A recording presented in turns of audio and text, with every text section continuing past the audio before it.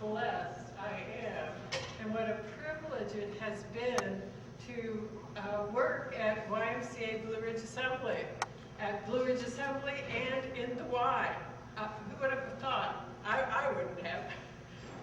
At the beginning, it wasn't my plan, it was God's plan.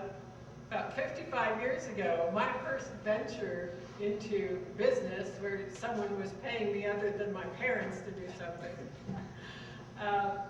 was with Wallace Brown. Does anyone remember Wallace Brown?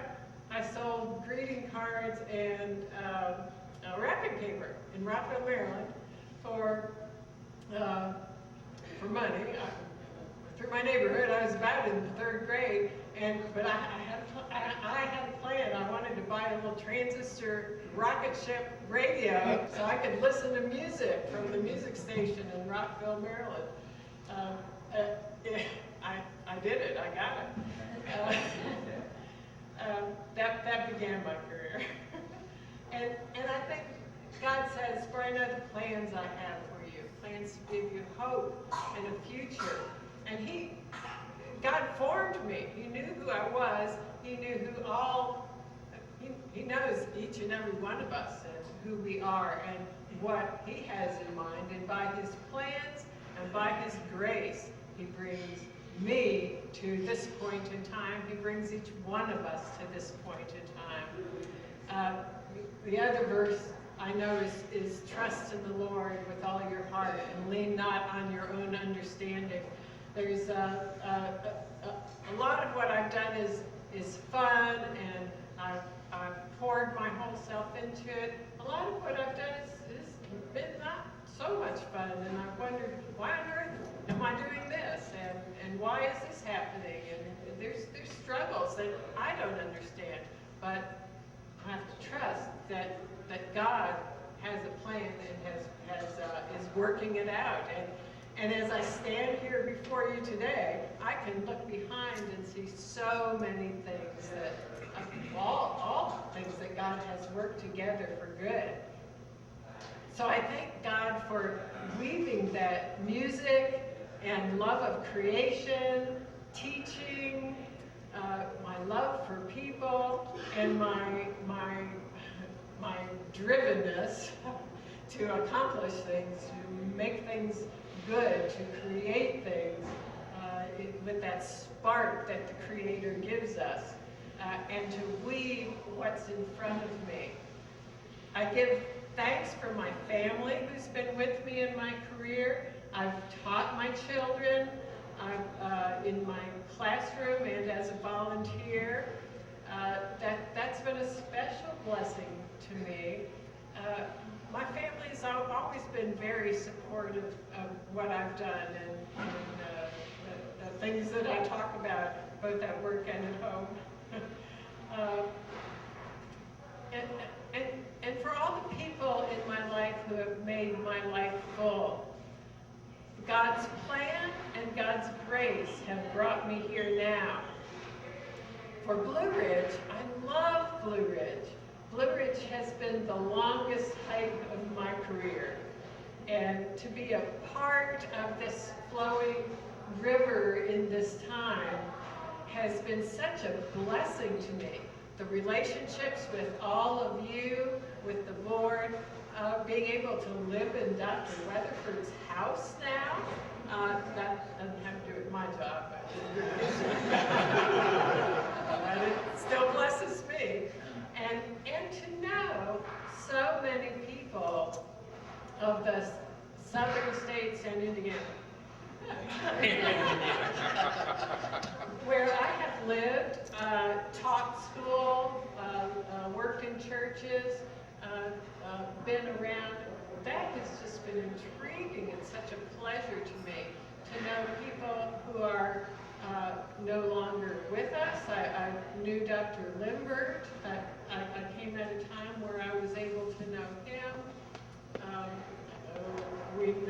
I've been blessed to know Joe Bransby. We can go back further to all of that. And to all of God's children with all the way down to little Henry. I see him and hear him.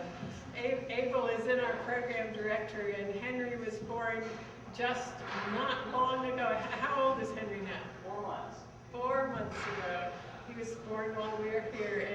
And so that part of the Blue Ridge family, the international people, the people that come through every 2 years, some of you I've known for all the years that I've been here.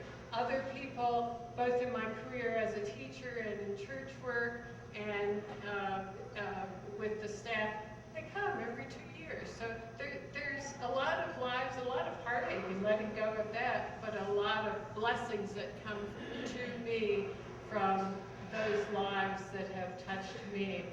And I believe this is all part of God's plan. So it's with very mixed emotions that I retired.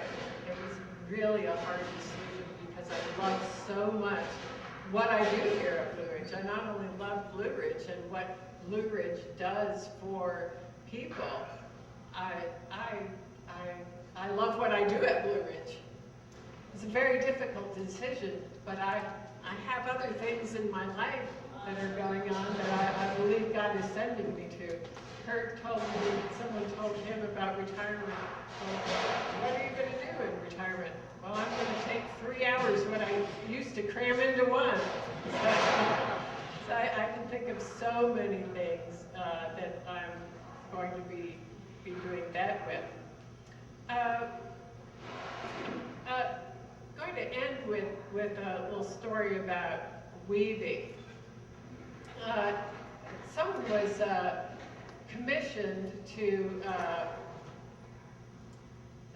create a beautiful tapestry. No, mine's not up there. So someone was commissioned to create a beautiful tapestry. So this person first had to have the vision for what it was, to see the future beauty. But what started it was a single thread. And so it went, the single thread went from the weaver's hand to the tapestry. Some threads in any kind of weaving or tapestry, you can look at the clothing you're wearing, that's all woven by something. Some threads are thick and colorful and bold and stand out. Some others are discreet and they're fine. And some threads you can't even see. They hold the fabric together. Each thread is essential to the process.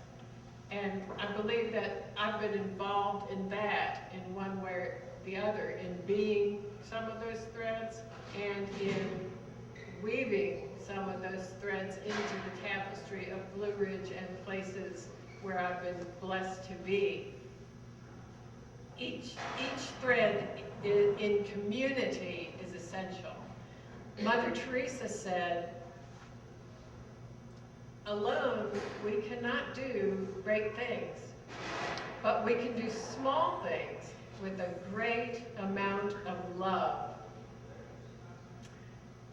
I've been blessed with all the love in my life. So I thank you for being part of that. I thank you for loving me, and I look forward to the next season of love and weaving and music and all those wonderful things that will happen for me in my life and where my life still will intersect with Blue Ridge. Thank you for being my friend.